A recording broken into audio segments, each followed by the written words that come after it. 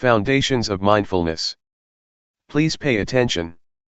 We have been following the instructions that the Buddha gave in the sutta called Satipatthana, or the Sutta about the four foundations of mindfulness, which covers all human activities.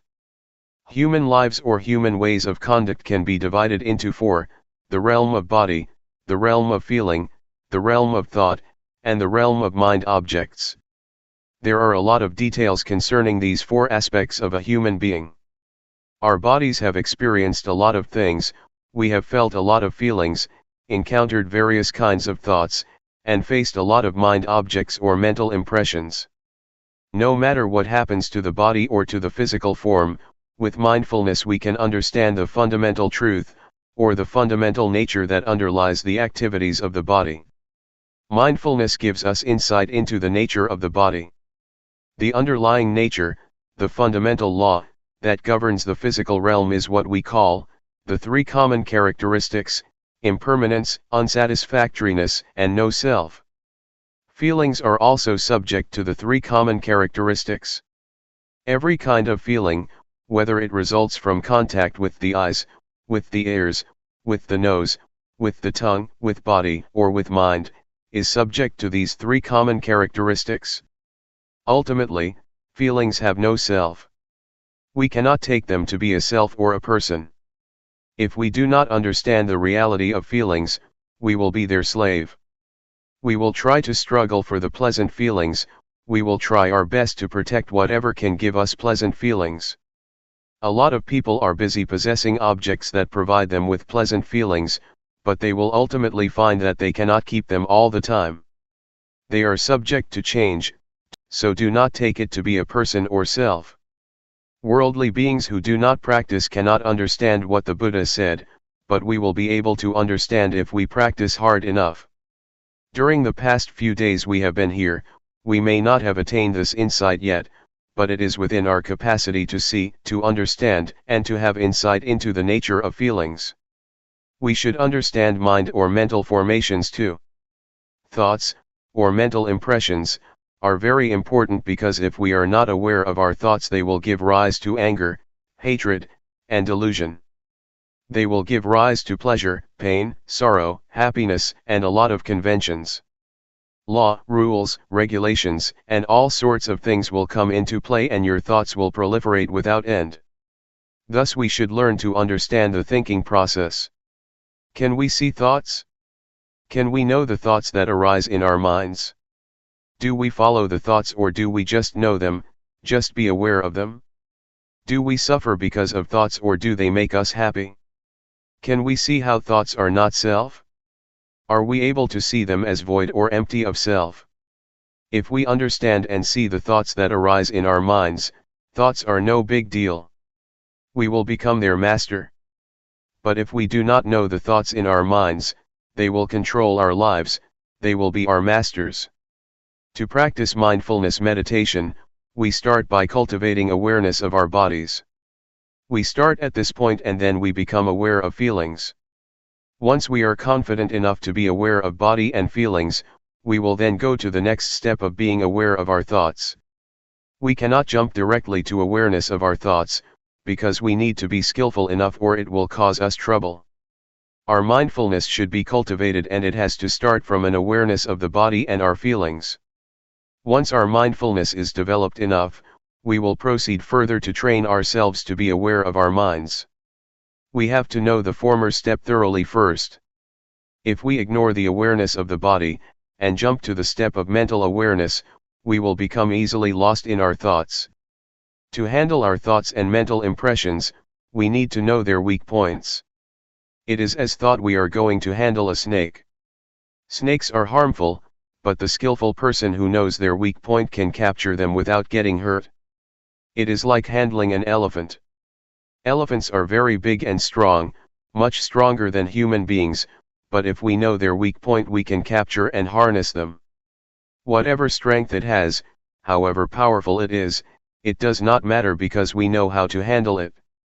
The same goes for our relationship with our minds and our thoughts. We have to know the weak point of our thoughts, then we will understand and will be able to handle them. We should know what their source is and how they are conditioned. With this knowledge, thoughts will not be harmful anymore. Keep knowing your body and mind. Stay only with the knowing, and do not do other than this. Stay firmly with knowing, and knowingness will bring about a change to your mind. We need not do anything to the mind or even the thoughts, but just pay attention to our awareness, the knowingness. Luangpor Teean compared unintentional thoughts to a rat and mindfulness to a cat. For ordinary people, the rat is very big while mindfulness is very small, the cat is very small. If you want the cat to get rid of the rat, you have to feed the cat properly, so that it will grow bigger and bigger until it can catch the rat. So what is the food for the cat, or mindfulness? We have to feed mindfulness with endurance, with diligence, and with constant effort to cultivate our mindfulness. They will develop our mindfulness, and mindfulness will do its duty on its own, handling, replacing, or removing the thoughts from our minds. We do not need to do anything with the thoughts.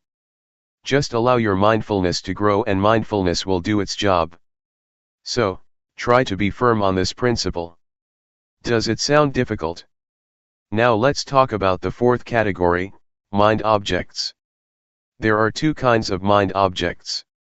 One belongs to the realm of wholesomeness, and the other, unwholesomeness. Wholesomeness will enable us to be skillful, to be wise, and to be intelligent. It keeps our minds normal, stable, and unmoved by pleasure or pain. The unwholesomeness mind object, the second kind of mind object, always brings trouble to us. It creates a lot of suffering, and it turns one's mind to hell, to be animal-like, or to be a ghost. So, this is what we should be aware of. If we understand these four aspects of reality, body, feeling, thoughts, and mind objects, we have already covered all aspects of a human being, and our study is completed. So try to be familiar with these four realms of our lives, and learn to cultivate awareness of body and mind, of thought and of mind objects. Once we finish such study, our minds will become the noble life, the life that is harmful neither to ourselves nor to other people.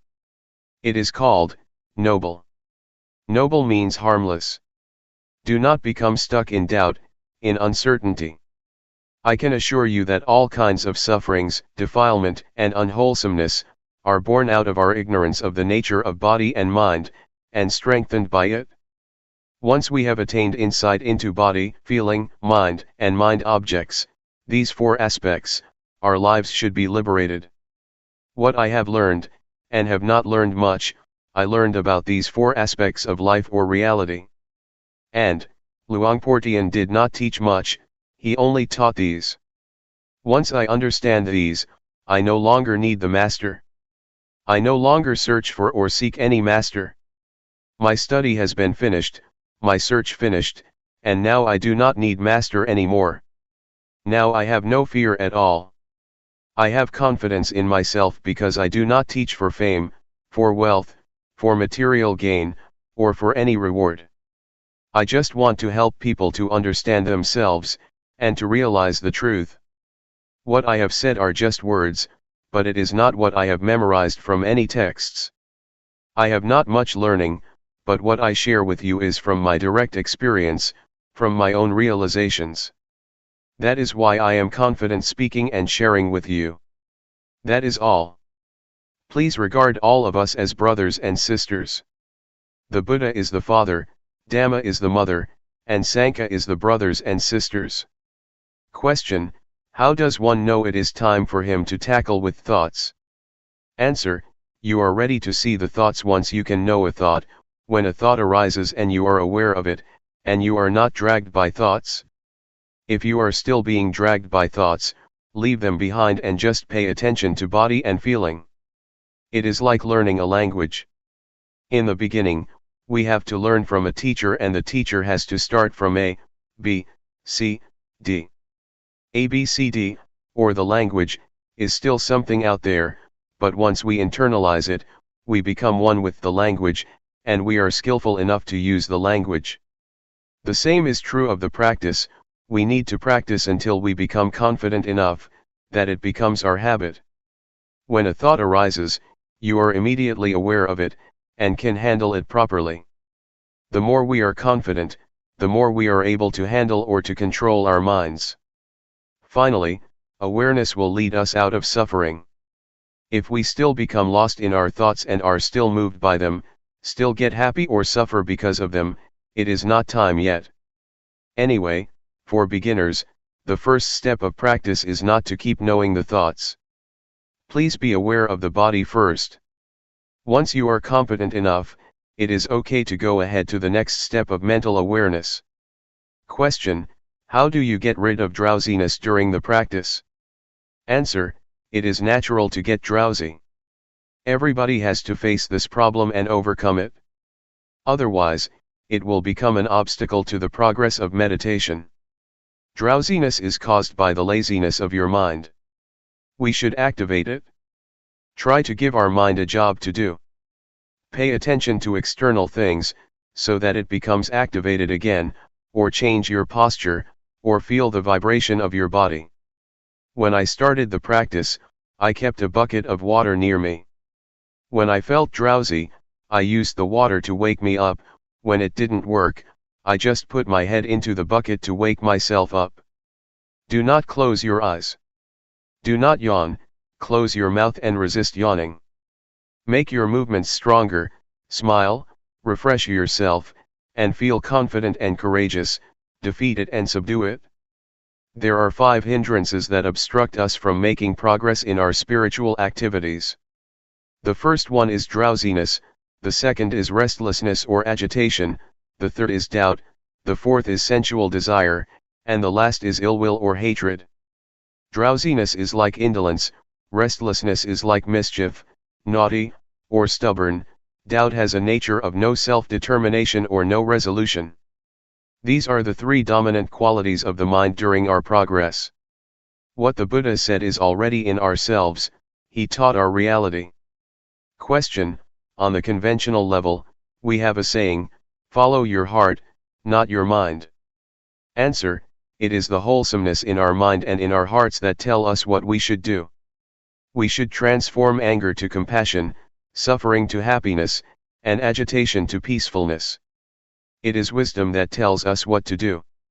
If we know this is good or this is bad, if we know this is harmful or this is not, we do what is good and unharmful. I do not know whether you call it heart or mind. Just follow it. Question: just follow it and act on it? So it will not create any cause and effect?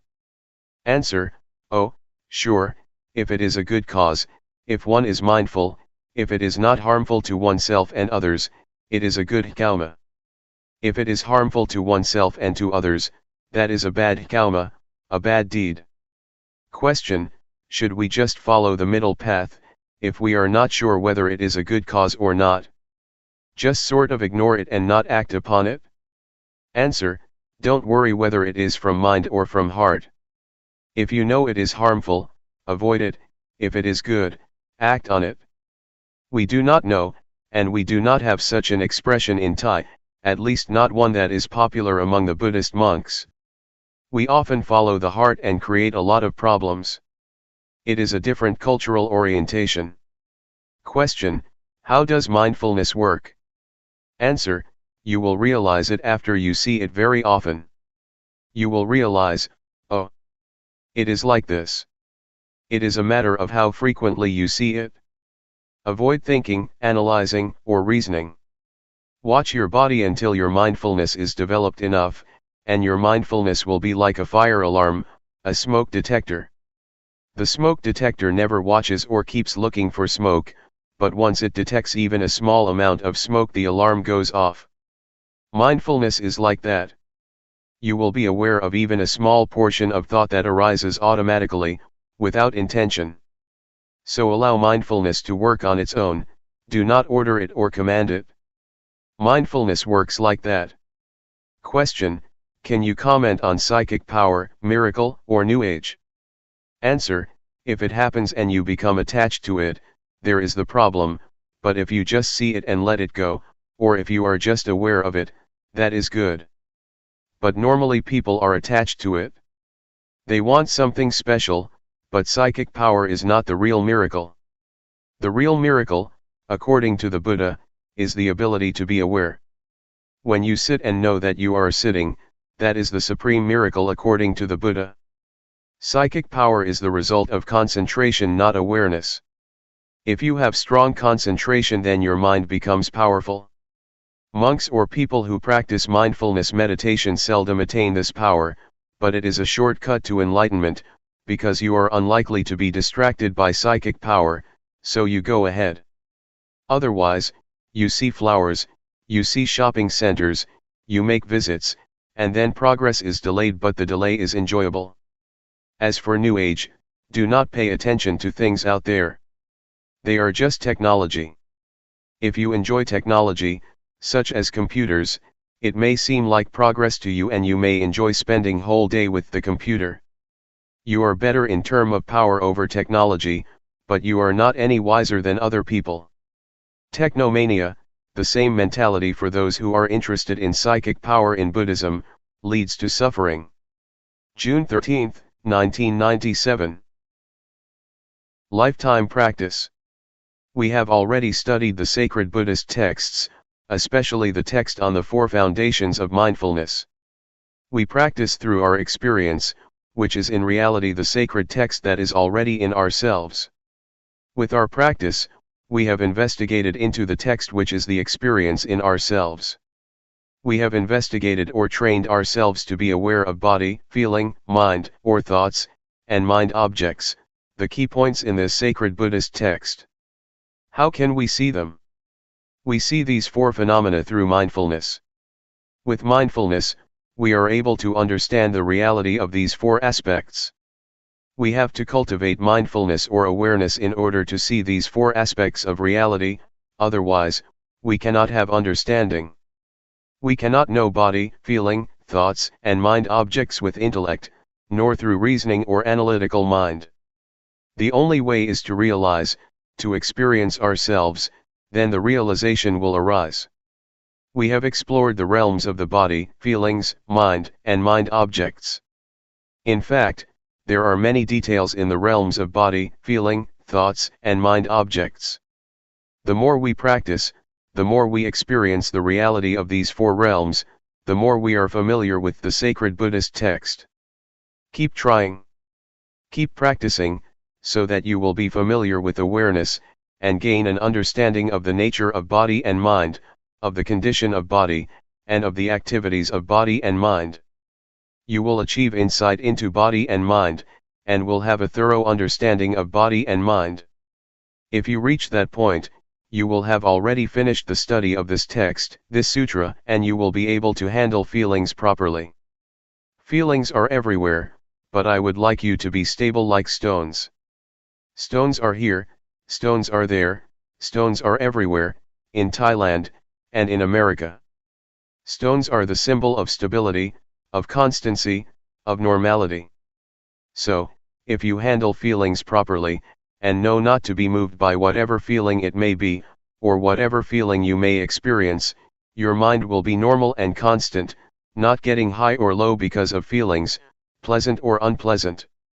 If we do not know the nature of feelings clearly, we are going to be their servants. We will run after feelings, struggles for pleasant feelings and run away from unpleasant ones. Feelings, especially pleasant feelings, can lead to war. They bring a lot of consequences. Our lives will be dependent on pursuing pleasant feelings. That is why suffering arises. So, please understand feelings properly.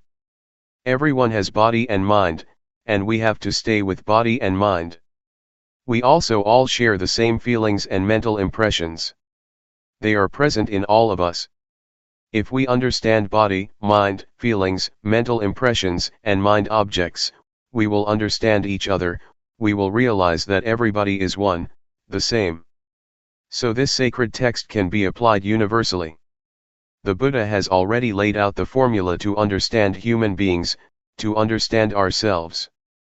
So, please try to learn this sutra, this text, through our practice in cultivating awareness and mindfulness. If we know this reality thoroughly, completely, our search for the meaning of life is complete. We have already graduated, there will be no need to study anymore. We get high or low, depressed or happy, feel pleasure or pain. We are up and down because of feelings or emotions, because we take them to be substantial, to be a person. We make them personal because we do not understand the real nature of these mental impressions. Somebody may feel, during the practice, that they are tired. But if you understand mental impressions clearly, you would rather say, tiredness is present in me, not, I am tired. We do not take tiredness to be ourselves or to be a person. So please develop an observer in your mind, within yourself. Just see the feeling, acknowledge it, notice it, don't identify with it, and you will learn how to be free of it. So, keep looking into yourself, keep observing, keep seeing, and you will be free, will see, will understand its real nature. If you see it frequently, the truth of body and mind will reveal itself for us to see. Actually, the truth reveals itself at every moment, but since we do not know how to see it, we miss it. There are a lot of consequences of not understanding the truth of body and mind. Defilement, anger, hatred, delusion, selfishness, and suffering, are all results of our inability to see body and mind properly. So, it is very important to learn seeing body and mind, to be aware of body and mind. Thought, or the thinking process, influences our speech and our conduct. Thus produces a lot of consequences and affect people in various ways, from one person to another, forming chain reactions. So, simply put, thoughts can produce a lot of consequences. But if we see the thoughts and understand their nature, they will not have as much influence or consequences. Unintentional thoughts cannot last if you see them, if you are aware of them they are not substantial. Once we are aware of them, they just fade away, so do not think they are substantial. Just be aware of them. They cannot produce consequences. A thought has no end, it is always concocting reality. If we do not know the way of the thought, it will start another one and another, without end. There is a story of a dog in a monastery. Sitting under the staircase, the dog saw a monk returning from the alms round with food. It thought the monk very lucky because he could get food easily. After finishing his breakfast, the monk gave the leftovers to the dog. The dog had the idea that being a dog is even better, it can have food easily without having to go through the village. But after a while, a monastery boy beat the dog and the dog changed its mind, I would like to be the boy because he can beat the dog, he is superior to the dog. After the boy went to sleep, a fly buzzed over him, and the boy made a fuss trying to get rid of the fly without success. So, the dog thought being a fly would be better because he could disturb the boy, and the boy would not be able to get rid of it. A while later, though, the fly flew to the dog's mouth, so the dog just stretched his tongue out and caught the fly. He finally realized that to be a dog is better because he could overcome the fly. This is the concocting mind, the power of compounded thinking without end. We change our minds all the time. In a thought itself, there is truth, the truth of the thought, the cause of suffering as well as the cause of happiness, the truth of the way, the suffering and the way out of suffering, the truth of attachment and the truth of detachment. Thought is not a self, it is subject to condition. You have to understand that thoughts are created by conditional factors. They cannot exist alone. So we have to understand the conditions that produce the thoughts. All kinds of truths about suffering and the cessation of suffering can be learned, can be known within the truth itself. Truth is not a self. It is a condition. You have to understand. The Buddha said to Sariputta, that things and existence are produced by causes. They are governed by the law of causality. If you want to extinguish this, you have to get rid of that, because that is the cause of this. This is the law of causality, the law of dependent origination. So, if thoughts are subject to this law, they have causes and sources. If we want to get rid of an undesirable thought, we need not suppress it or eliminate it, but we should trace it back to where it came from, and then deal with it. Buddha achieved victory because he knew how to deal with the cause of suffering. So, to understand the underlying cause of thoughts, we need to develop awareness. Our awareness should be totally developed, full awareness. The way that the Buddha mentioned in many sermons, including the first sermon, was formalized and laid out in the text of the Four Foundations of Mindfulness. The way that he mentioned is important. If you follow that way, you will learn how to realize the truth properly.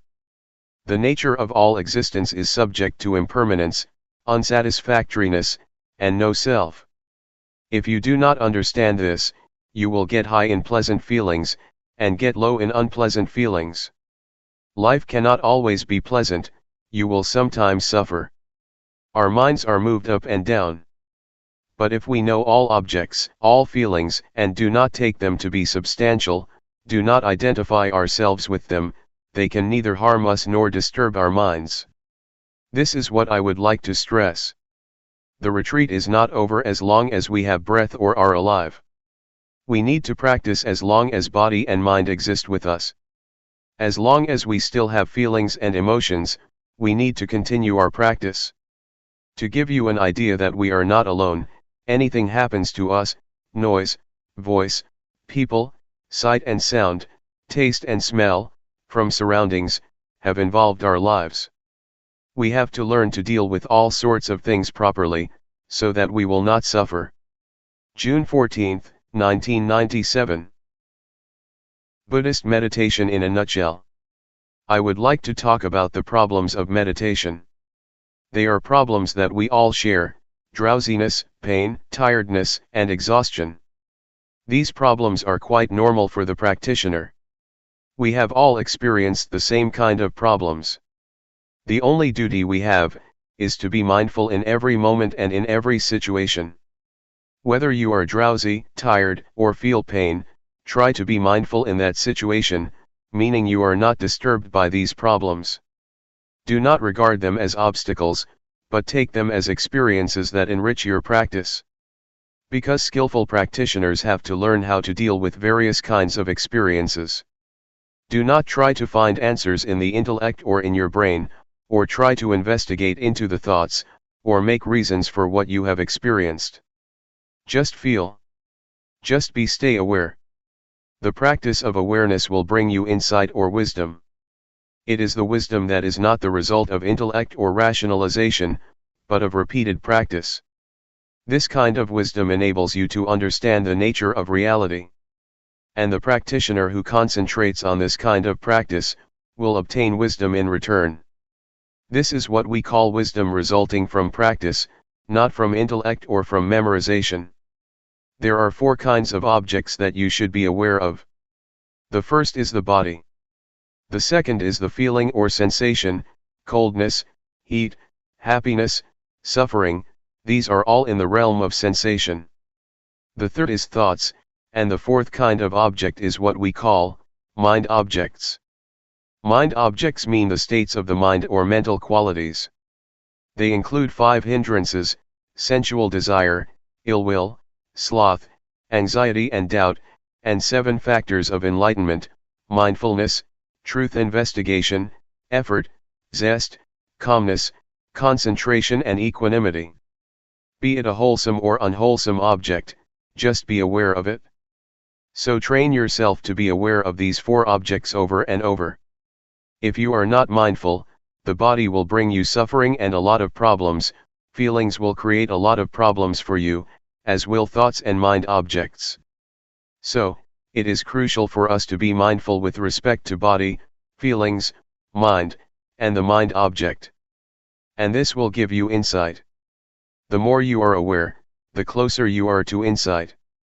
That is why we call this practice insight meditation, the meditation that brings you insight. The first level of the enlightened one is called Sotapanna. It means one who has entered the stream of enlightenment. The first level of the enlightened one is one who is free from or lets go of the first three fetters. The first one is a false view of person or false view of self. It means the view that this body belongs to me. This body is me, this body is myself. You take this body as me or mine, or take me as being in the body, or take body as being in myself. You take this body as substantial. But, if you attain insight into body and mind from this method of meditation, you can liberate yourself from this false view of self. The second fetter is uncertainty, skeptical doubt. Once you have realized the true nature of body and mind, you achieve insight or wisdom, and you have no doubts about the practice or about the proper way of meditating. The third fetter is attachment to form, to rituals, to legalities, or to the rules. This practice is good, is correct, that practice is not good, not correct. This rule is okay, that rule is not okay. This etiquette is good, that etiquette is bad. These are what we call attachment to the rules and rituals. If we see the true nature of all things clearly and achieve insight of the true nature of all things, we will be able to go beyond this concept of right or wrong. The objective of insight meditation is not to gain psychic power of telepathy, to penetrate anyone's mind, to fly in the air, or to go underground. Those are not the objects of meditation. The objective of Buddhist meditation is to have total awareness of body, of feelings, of mind, and of mind objects. Such awareness will give rise to insight. The first step of insight is the insight into body and mind. With this insight you know without doubt what body is, what mind is, what the nature of body is, what the nature of mind is, what the disease of body is, what the disease of mind is, what causes suffering to the body, what causes suffering to the mind. This is the insight into body and mind.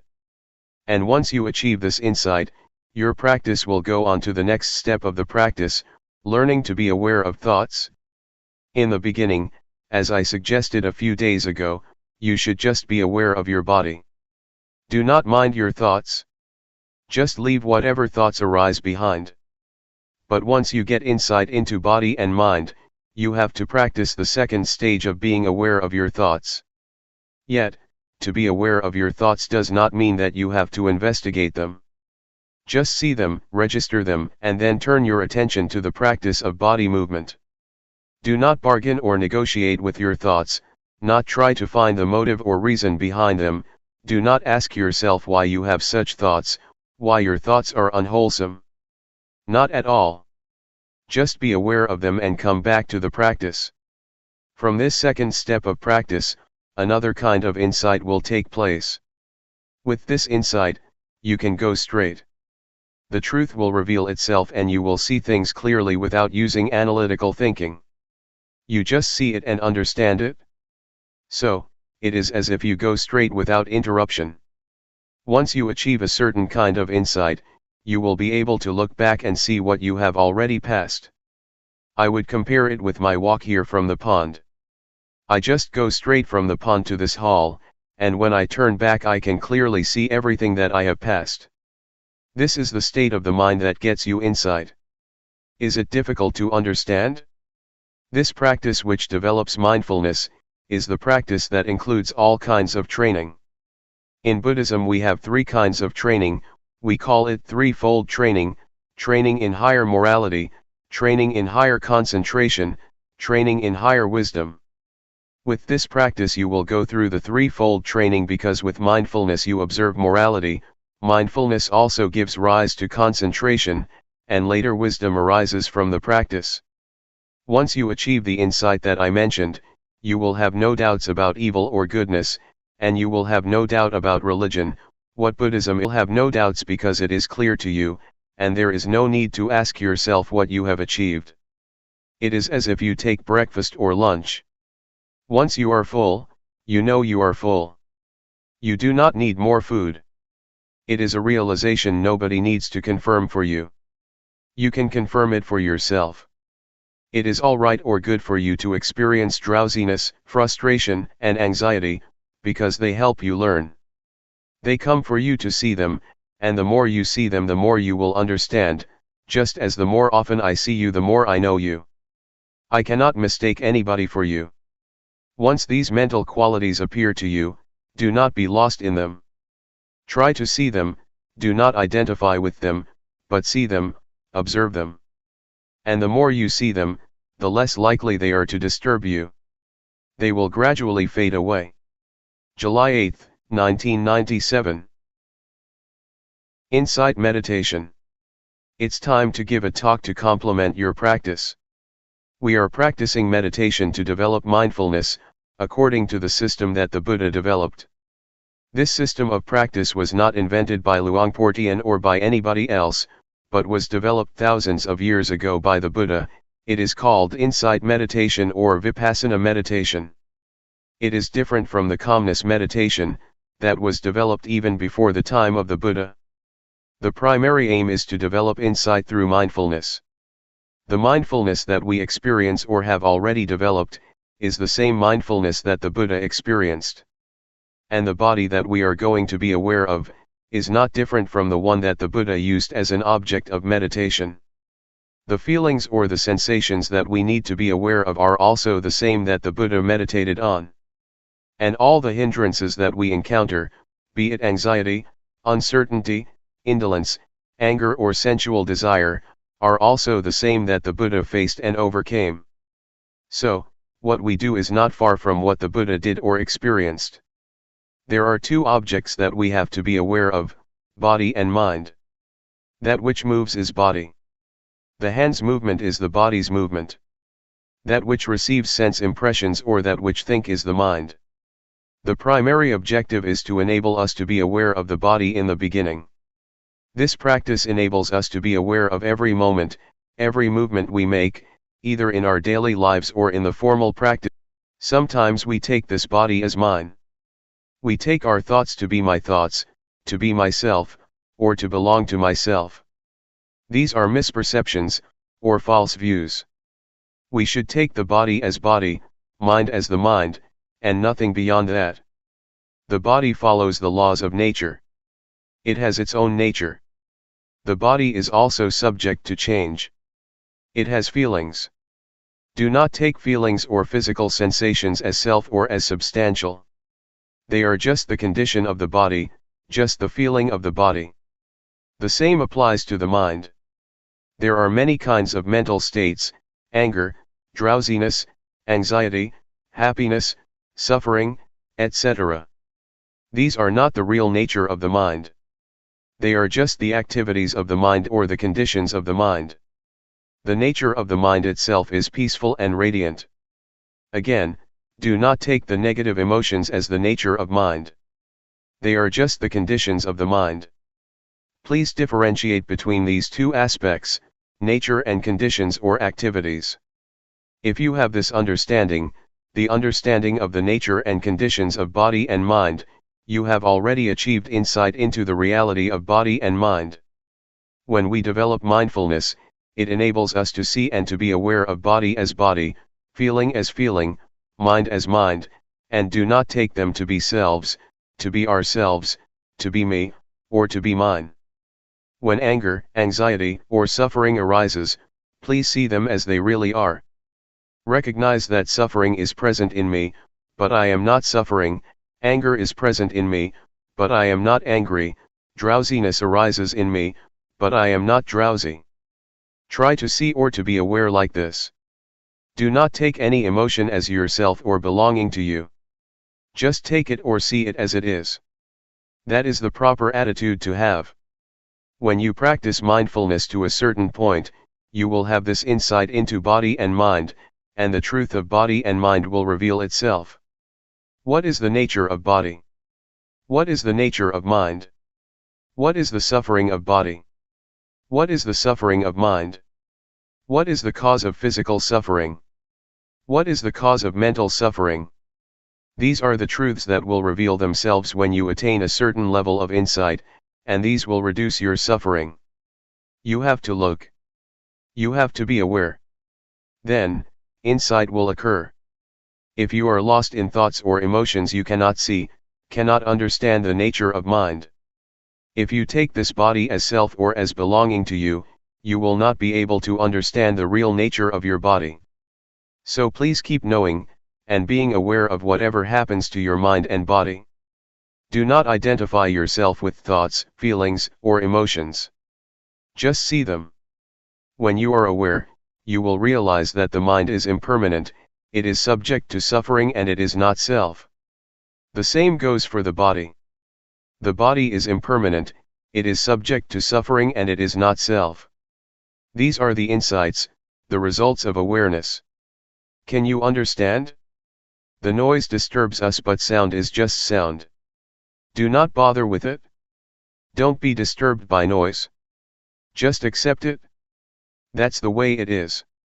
Do not let it have an effect on you. The state of awareness is very important. It is the path. It is the fundamental of holy life. It is the whole of the training. In Buddhism we have three aspects of training, or threefold training: training in higher morality, sila; training in higher concentration, samadhi; training in higher wisdom, panya. If you practice mindfulness, you have already undergone this threefold training. Awareness enables you to be free from thoughts, free from mental states. It enables you to let go of these elements. And if you achieve the full awareness, you will be free from birth, aging, sickness, and death. You will no longer be disturbed by them. Mindfulness is the instrument to get rid of attachment, to let go of attachment, attachment to body or form, attachment to feelings, attachment to perceptions, attachment to mental volition, or attachment to consciousness. These 5 kinds of attachment, or attachment of 5 aggregates, will be dissolved by the power of awareness. The Buddha once said that attachment to the 5 aggregates, form, feeling, perception, mental volition, and consciousness, is suffering. It is the cause of suffering. So if you are able to let go of the attachment to the 5 aggregates, suffering cannot exist. That's why the Buddha calls it the supreme victory, the victory of letting go of these attachments. For this to be possible, you need to have full awareness, total mindfulness, which will enable you to see the way things really are, and to understand the nature and the conditions of things. The nature of things is impermanent, unsatisfactory, and no self. The conditions of things are subject to change. Pleasant, unpleasant, agreeable, disagreeable, content or discontent, these are the conditions of things that keep changing. They are not reality. What I told you is the truth, the Dhamma, it is not a fiction or an invention. And this state of insight is not beyond your reach. It is in your capacity to attain the truth, to realize the truth. Keep practicing. Develop awareness as much as possible. Do not waste your time on thoughts or on the thinking process. Just practice. Do not dwell on your thoughts. That's all for today. July 9, 1997. A handful of Buddhism. We are learning to practice meditation. The purpose of meditation is to develop awareness and mindfulness. The more we exercise awareness, the more we develop it. It will become present in our bodies, and our minds will become familiar with our bodies because of mindfulness. Try to make your mind familiar with your body, so that it will be with your body. People are differentiated by their actions, karma. Karma is the determining factor that differentiates all of us. If we practice mindfulness, it is the action that can determine our lives and have an effect on us. Keep practicing mindfulness. If we practice enough and properly, it already includes the training in higher morality, the training in higher concentration, and the training in higher wisdom, or what we call, the threefold training. There are many things that keep us from being aware, and keep us from knowing. There are sensations, or feelings. If we are caught up in feelings, our mind is turned from ourselves or from the body, and we do not experience awareness. Unintentional thoughts also keep us from being aware.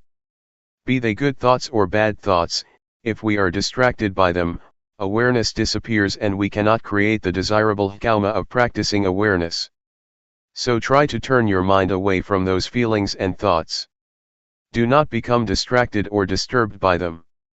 If you become aware and keep knowing your body, you will realize later that the unintentional thoughts are like the garbage. They are undesirable and we are no longer tempted by them as before. We do not refuse or reject feelings or thoughts, but we are not to be caught up in any of them. Mindfulness enables us to be aware of these feelings and thoughts, and mindfulness enables us to bring the mind back to the body's movement. We keep knowing, keep being aware, and keep returning our attention to our bodies, rather than being lost in our feelings, emotions, or thoughts. These will give rise to insight. We will see clearly that the unintentional thoughts are garbage that cannot trick us anymore. Formerly we may have enjoyed thinking the thoughts, falling into them, getting caught up in them. But once we see them as garbage, we feel ashamed of ourselves, and we no longer want to bother with them. This is the insight that you can achieve from thoughts themselves. They give you this lesson. When thoughts arise, just be aware of them. And I myself, as I told you yesterday, have been caught up in thoughts for many years, never aware of how they determined my life. But one day I was suddenly aware, I suddenly understood. I suddenly bumped into a thought, saw it face to face, and finally overcame it. My thoughts could not tempt me or trick me anymore. This was the decisive victory. Before that, I was the slave of my thoughts which concocted greed, hatred, and delusion. With thoughts, greed, hatred, and delusion arise. A lot of thoughts become the consequence of those defilements. Once I understood and saw the thought clearly, I became its master. The thoughts cannot be my master anymore. This is the insight, the result of accumulated awareness.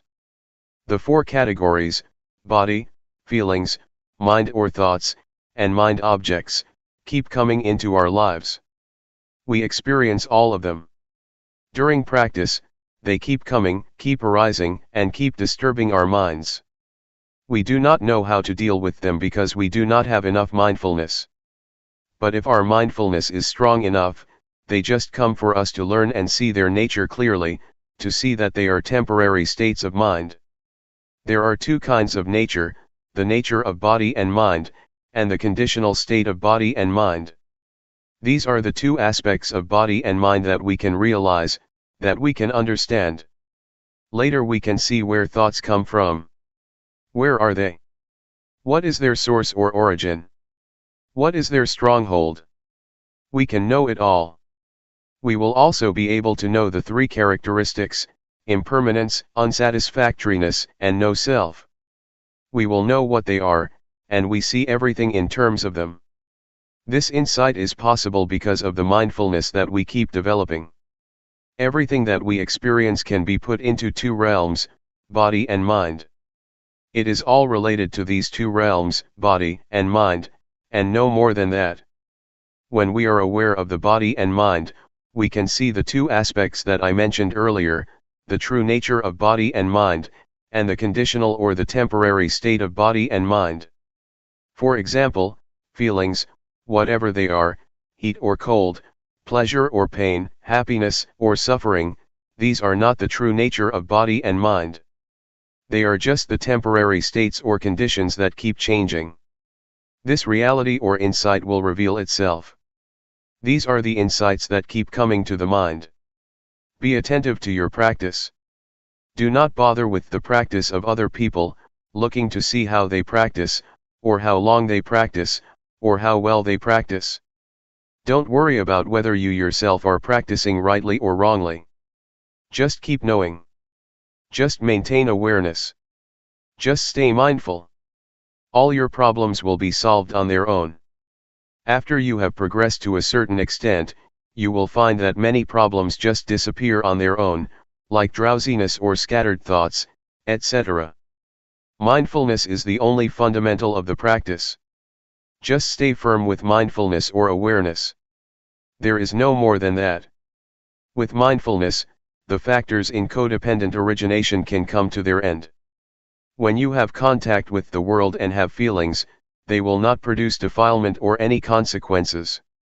They just stop there if you have mindfulness. But if you do not have mindfulness, they will produce other factors. So just let the progress of codependent origination stop at the stage of feeling, and there will be nothing more. Once insight into body and mind arises, delusions appear, and the truth will reveal itself. After you have insight into body and mind, another insight will result, the understanding of conventional reality and the ultimate truth. With that, greed, hatred and delusion are reduced. You achieve insight into the three common characteristics of impermanence, unsatisfactoriness, and no self. Again, this will reduce greed, hatred, and delusion dramatically. These are the results of the practice. They are the insights that will occur on their own. That's why I always say that the practice of mindfulness is the perfect formula of meditation. It is perfect in every step, every stage of the practice. There is no more than that. All virtues, all teachings are included in the practice of mindfulness. Be it training in higher morality, training in higher concentration, training in higher wisdom, compassion, loving kindness, generosity, endurance, etc. These are all virtues that you have already practiced through mindfulness meditation. In fact, the key teachings or the key virtues, according to Buddhism, are just a few, just a handful. July 11, 1997. Letting go. What we are doing now is following our Master, the Supreme Master, the Buddha, who developed this meditation a long time ago. He used his body and mind as the text or scripture for studying the Dhamma through cultivating awareness of the body and mind. Apart from the body, we should also be aware of feelings, thoughts, and mind objects. Mind and body are like a sutra that covers a lot of subjects, a lot of knowledge that we should know. We are able to learn about heaven, hell, happiness, suffering, morality, concentration, and wisdom, from our body and mind through awareness cultivation. The causes of disturbances and problems in this world are in the realm of body and mind.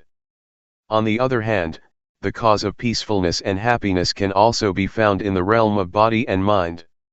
I need not explain more about this, but I would like to talk about the practice. The practice can be done by cultivating awareness of the body. Please try whatever techniques that can be used for awareness cultivation. Actually, what Luangpor Teean taught is very up to date, never obsolete, very modernized, and suitable for the modern age. This method is a universal one because everybody has body and mind.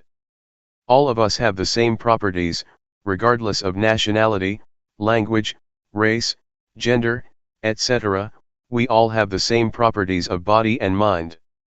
Just try to breathe in and breathe out with awareness. When you breathe in, be aware of that in breath, when you breathe out, be aware of that out breath. And we will become one. Breathe in and breathe out. Let's try breathing in and breathing out. If we have awareness, all of us will become one. Otherwise, we are different people, behaving differently in our own way. Awareness, mindfulness, or the breath, are all things we already have, so they are not difficult to practice. The awareness of breath and the awareness of the body's movement are the same. So how can we achieve awareness? Nothing can keep us from cultivating awareness. The only factor is ourselves. If we practice, awareness can be developed, it depends on us. We have already done many things, chantings, devotions, offerings, performing merits, studying scriptures, etc. Another thing that we should do is practice meditation. What Zhuangyan Monastery has done is to follow the path of the Buddha, encouraging people to practice meditation. Although not many people are interested, it is a good activity. Other Buddhist practices such as offering food to the monks, offering materials to the temples, observing the precepts, or studying the texts, are not lacking in society. What we lack is awareness. We have problems regarding the body and mind. We suffer because of body and mind. greed, hatred, and delusion arise because we do not know how to deal with body and mind properly. For example, delusion occurs when the eyes or ears make contact with a sight or sound, and we are not aware. When you have awareness, forgetfulness and delusion just disappear. They are opposites. When awareness arises, the forgetfulness cannot stand. It just disappears. I would like to ask all of us, which, up till now in our lives, has been more powerful, awareness or forgetfulness? It is not difficult for awareness to arise if we start counting on ourselves. Buddhism starts from the individual, transforming the individual first. You need not change the environment or to ask the environment to change at the outset. So if you keep cultivating awareness, you will find the answers to your problems by yourself. The truth about body and mind will no longer exist. I would like to speak briefly for your benefit. We need to let go of everything regarding the mind. Regarding the body, we should learn how to reduce physical suffering and treat it properly. In other words, mental suffering can be reduced by letting go, but physical or bodily suffering has to be reduced by treatment. For instance, when it is hot you have to stay in the shelter and so on, because it is the physical suffering, but if it is mental suffering, you have to let it go. I would just like to encourage you to practice. This temple is a suitable place for teaching and practicing meditation. I like this place very much. We can practice or walk without mosquitoes. In my temple in Thailand, when I moved hand, I have to keep the mosquitoes away, but here it's very easy. So it is a suitable place that provides a good environment for practice. I do not know whether you benefit from this place or not, but I myself benefit a lot. My health is much better and I also have good ideas. 3 years ago, I had interesting ideas, and I put the talks into a small booklet about the Dhamma. Since my talk has to be translated, it can't be continual because I have to pause for the translation. So I only say about 50% of what I would like to.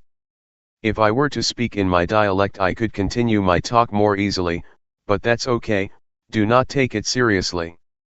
It's better to have a question and answer session.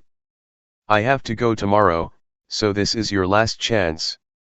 Question: what should I do when I have no thought during the practice, and what should I do when I am aware of my body's movements but all kinds of thoughts arise simultaneously? Answer: what you should do is be aware of the thoughts that arise, that's all. When no thoughts arise, just be aware of your body's movements. When I practice, sometimes I lose my sense of self, but when it seems that I myself have disappeared, I just touch myself to regain my sense of self.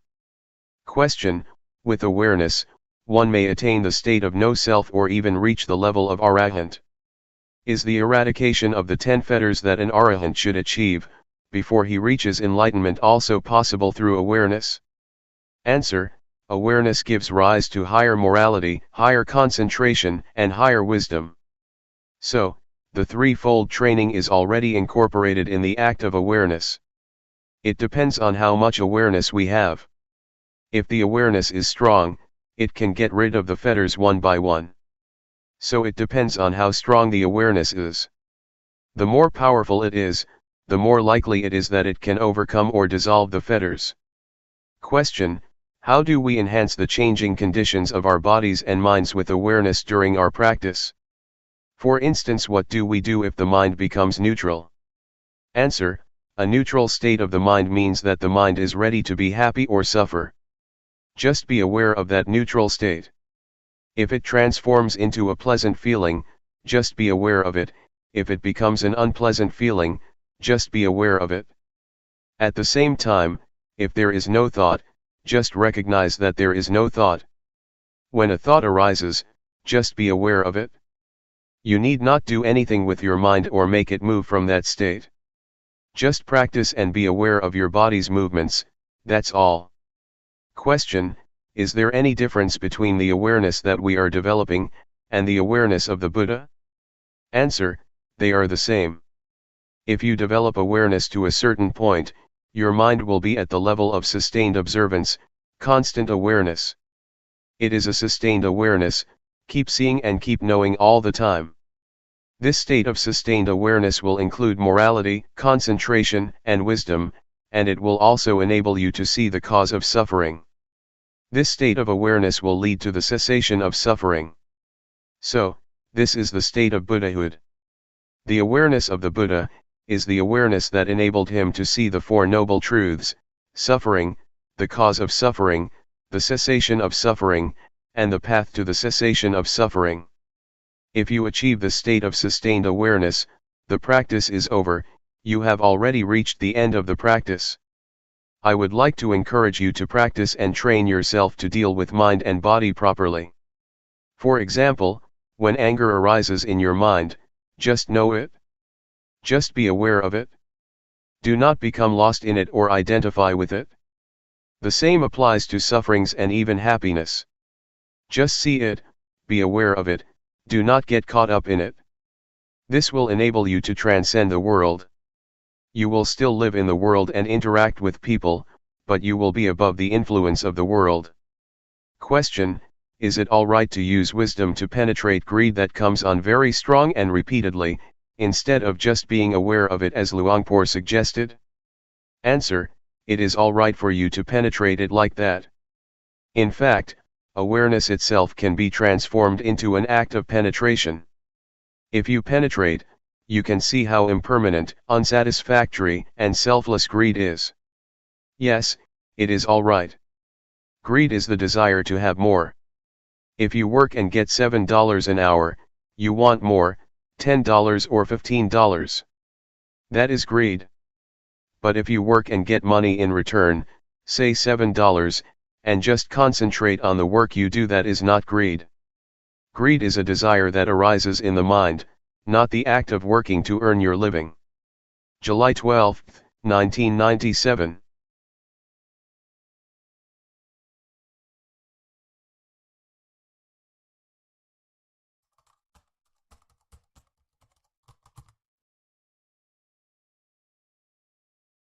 May all beings be at ease.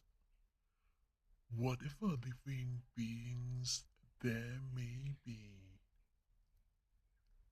whether they are weak or strong, omitting none,